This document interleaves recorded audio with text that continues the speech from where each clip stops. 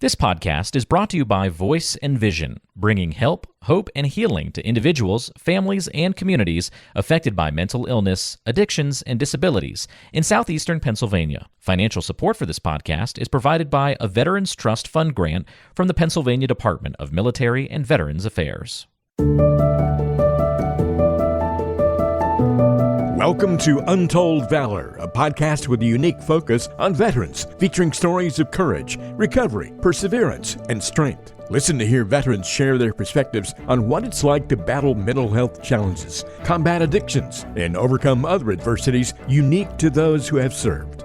It's time for another edition of the podcast. This is Untold Valor, where we share stories with veterans about their time during and after the service and struggles they may encounter and how to hopefully share messages of hope for others who might be struggling with the same kinds of issues, and resources and providing resources that might help them move their path forward. And this week on the show, we have got Rob Yennuzzi with us here. Hopefully I didn't murder his name too much up there. I get my name pronounced wrong all the time too, so I do apologize if I got it wrong. But Rob's here with us. He's going to be talking with us about his time at CompeerCORPS. He's a coordinator there now.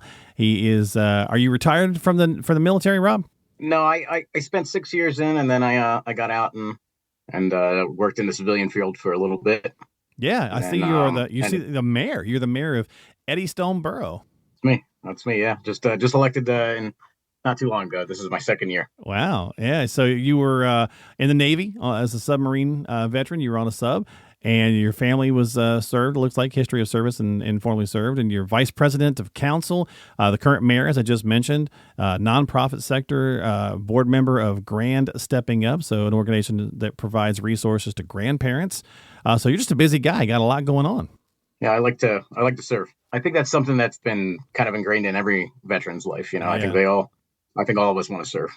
Well, it's perfect to have you on here with us then, because obviously, the folks at Voice and Vision and CompeerCORPS work together here with this podcast. And so always good to talk with folks that are helping out. So let's talk a little bit about, first of all, tell us about your time in service and, how things were for you, how they affected you, and anything you'd like to share from that regard. I was a submarine sailor on the USS Louisiana Blue Crew. I was a missile technician, and I worked on the Trident II nuclear weapons.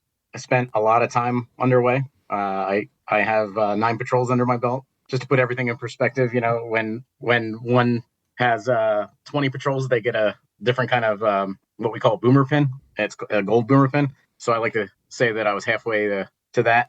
And it was only during my first go around in the Navy. So that much time underway got me. It got me really thinking that I really would enjoy some fresh air. So I ended up leaving. Gotcha. And so, did you have, when you left service, did you have some transition issues? A lot of times guys have transition issues when they're first, or guys or gals, right? When they're first leaving service, maybe kind of adjusting back to civilian life. Any issues there? Any kind of things that you struggled with? Yeah, it was hard. It was hard because not a lot of civilians have a real clear understanding of what you do Right. when you're away. They just think it's another job. And, when you come back from such a life-changing experience, you've changed. You're expecting everybody to be the same when you get back, and when you get back, it's just not the same anymore. Yeah. Well, society changes, right? I mean, even though you're still part of things, and you're still on the boat with other folks, it's like home society's moved in a different direction often. So it's kind of a disconnect sometimes, right? Yeah, I mean, I think I was thinking that when I got back to civilian life, it would have been just like it was before I got in. And then, people got married, people got divorced, Right.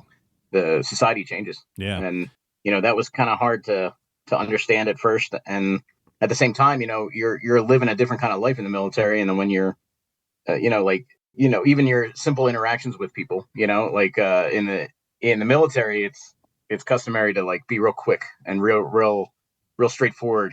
And sometimes that doesn't really, transfer to the civilian life Right. really well. People might take offense to that.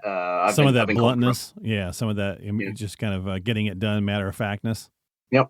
And then, of course, the Navy lifestyle, as much as the Navy wants to get away from it, I mean, it's drinking is a large part of it, of the camaraderie when you're off. Yeah.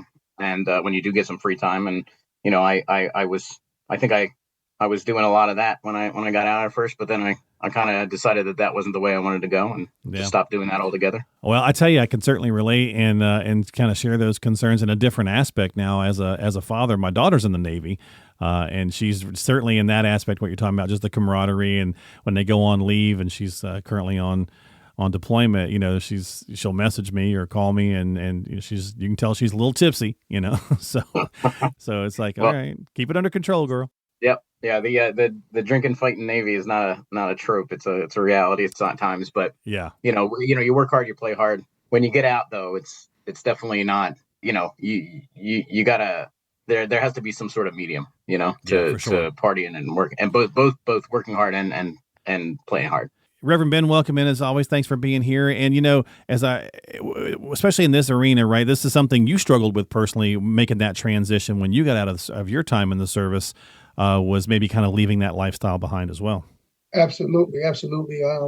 When I went into the military, I was a teenager, and, I wasn't legally allowed to drink alcohol in civilian life. But when I went into the military, I was a man. I could drink whatever I wanted right. on the base. And it contributed to some things that went on in my life after I even got out the military. Because like Rob said, drinking was the norm for military people. It's actually our favorite pastime besides drinking coffee. Yeah, and it can lead to issues for sure. And, Rob, you're on your bio here. Obviously, you like to serve, is what you said. I noticed that you're also a founding member of the Society for Suicide Prevention. Let's talk a little bit about that, because obviously some of the drinking addictions and things and narcotics lead to, unfortunately, and PTSD and other things as well, lead to obviously a lot of suicide among veterans. Is that kind of what pushed you in that direction as well, as just kind of wanting to help others in that arena? So when I first started getting involved in my local community here, there was a suicide. Somebody died by suicide at the train station here, mm-hmm. and we're a very small community. We're a very close knit community, and we, I felt very strongly about what this family was going through, because right. I had some family members that attempted suicide, mm-hmm. And I felt like I felt very strongly about like making sure that something like that never happened again. And so I got together with the family and I said, maybe there's something we can do. And at the time I was, cultivating relationships with people all throughout the political spectrum, and some of them involved in, psychiatric facilities and whatnot, but they were volunteers in the political sphere. So we had the resources to start something. And our intention was to provide resources for the community and build at the community level and help people get the help that they need, tried and true methods in a way that was more appropriate for the community. Gotcha.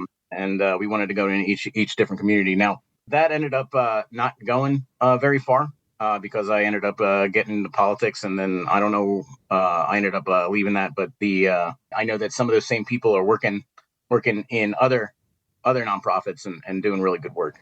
Yeah, and I think advocacy really sounds, I guess that's my takeaway from this conversation so far, is that's clearly something that you're passionate about, is mental health advocacy and just helping in general. And so now with your work with CompeerCORPS as a coordinator there, one of the things it's fantastic is really just kind of pairing veterans with other veterans to just help get just someone you can talk to, right? And a lot of times mental health, I guess, help can come in just a form of something that simple, just someone who can relate to you and you can have a friend and talk to, right? Sometimes just talking about things, and maybe not even just in a clinical setting, but just someone to have that can relate to who you are and what you went through goes a long way.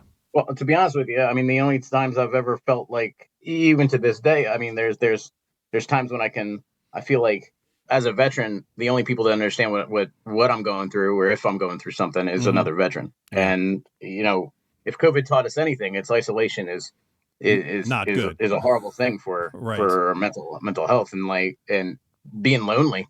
just that in itself can create all these other problems. And what I think CompeerCORPS does that better than anybody else is provide an opportunity for people to kind of avoid that, or to have a relationship, to get away from that loneliness, get away from that the isolation. That isolation. Yeah. Ben, would you agree with that? Yeah, Rob, because I hear you, Rob, and absolutely. In some cases, a veteran alone is in bad company. And I've experienced that myself and other veterans around me. So the work you're doing at CompeerCORPS and the work you're doing on the outside of that to the community is something that we really need people like you. I appreciate you saying that, Reverend Ben. Yeah, we really do, because it seems you have a passion for helping others, helping other veterans as well. Which the best way the best way to help a veteran is through the help of another veteran. Yeah, it actually takes one to know one. I saw a need for it when I worked at my previous job. I was the chief of staff for a state representative, and there was a definite need. There's so much information out there for veterans that it's hard to navigate, and a lot of these veterans are finding help through anyway. They're trying to find help any way they can.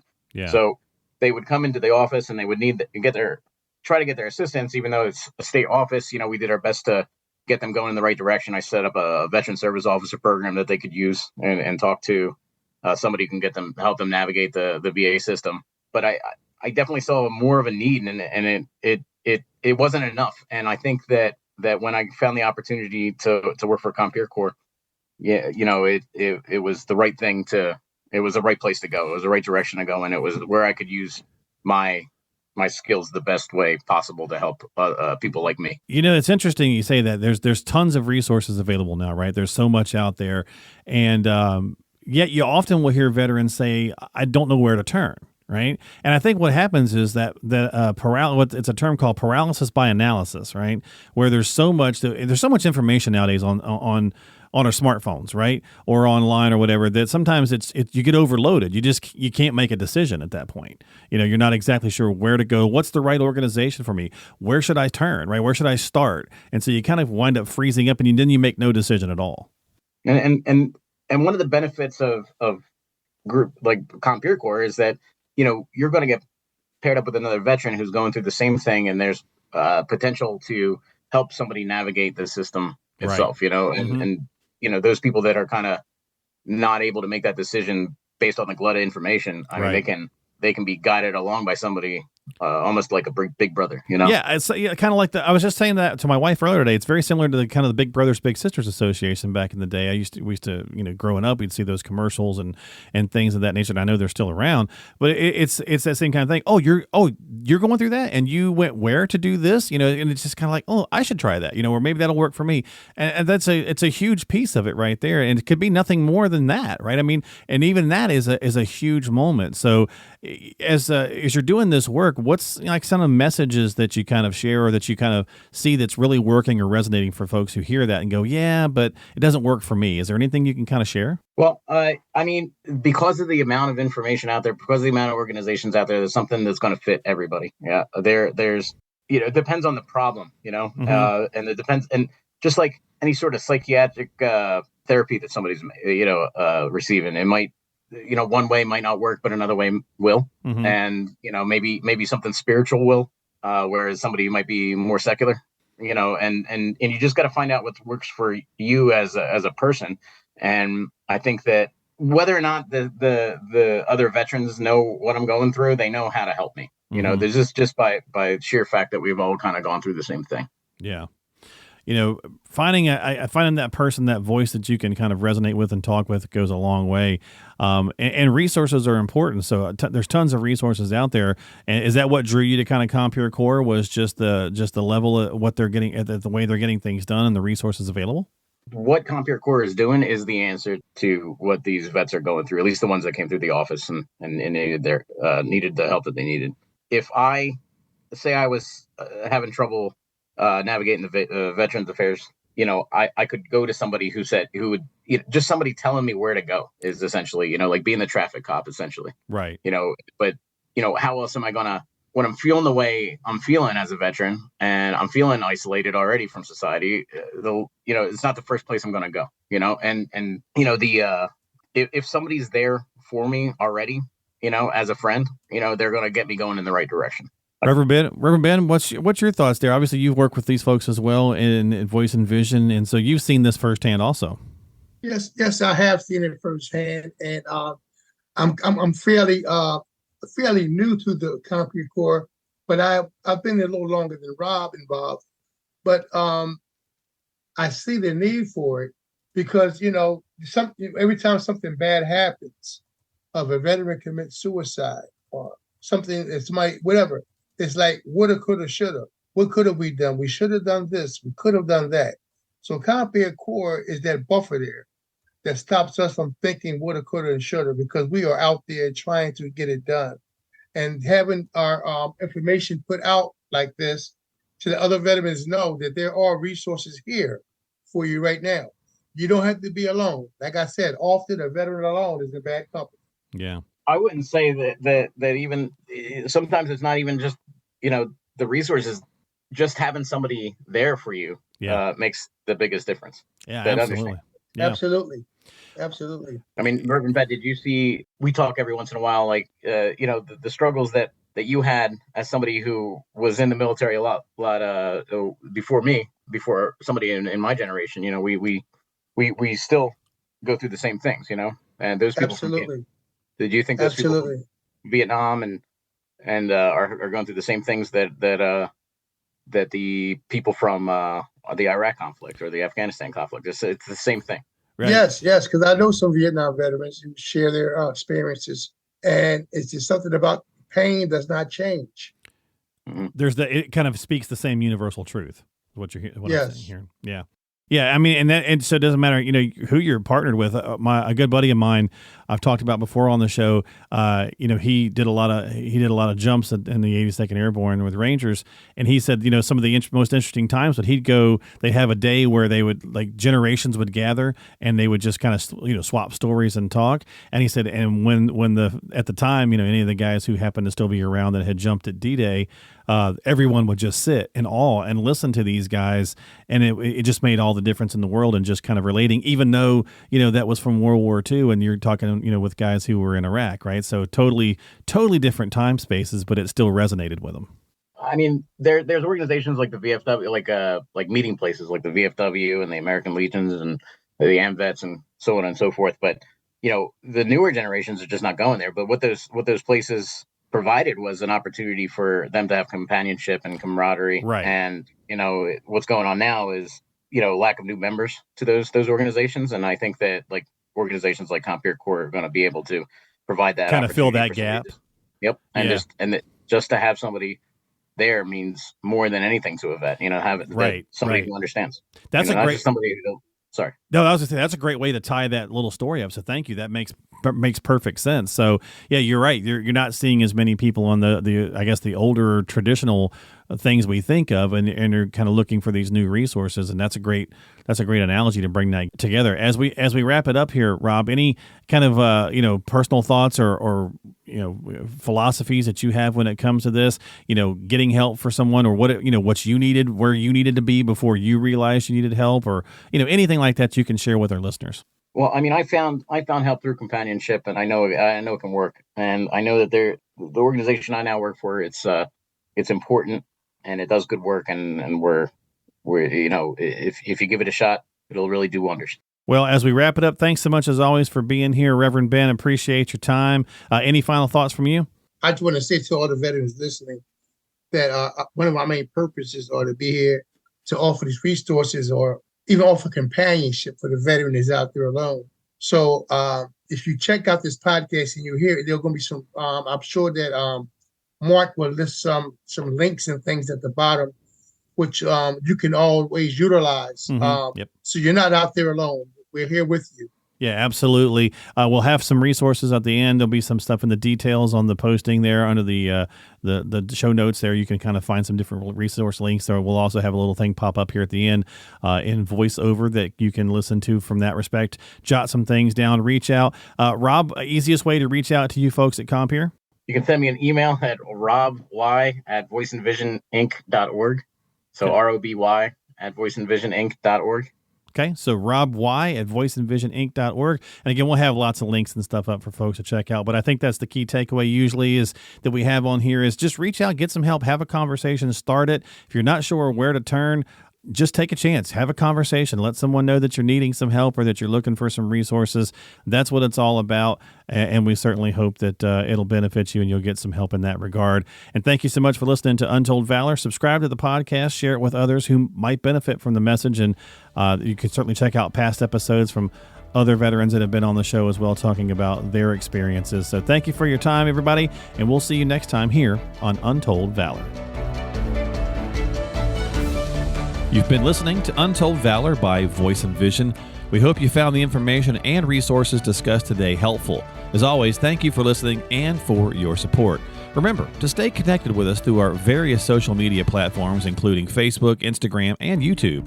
Don't forget to visit the website, voiceandvisioninc.org. That's voiceandvisioninc.org, where you can sign up for our blog and find free resources and information on upcoming events, webinars, workshops, and get support. You can also access our free help and hope guide for individuals and families struggling with substance use and addiction. If someone you know is struggling, please reach out for help because you and your life matter. Remember, the National Suicide and Crisis Lifeline is available to you at any time by dialing 988. We are all ambassadors of hope and recovery. And if you want to share your story, please contact us. CompeerCORPS is also looking for veteran mentor volunteers and veteran participants. To find out more information about CompeerCORPS, please call 610-541-0790. That's 610-541-0790. You can find all the links and contact information for the resources mentioned on today's episode by checking the description and the show notes section of your app. Thank you again for tuning in and for your support. Until next time, this has been Untold Valor.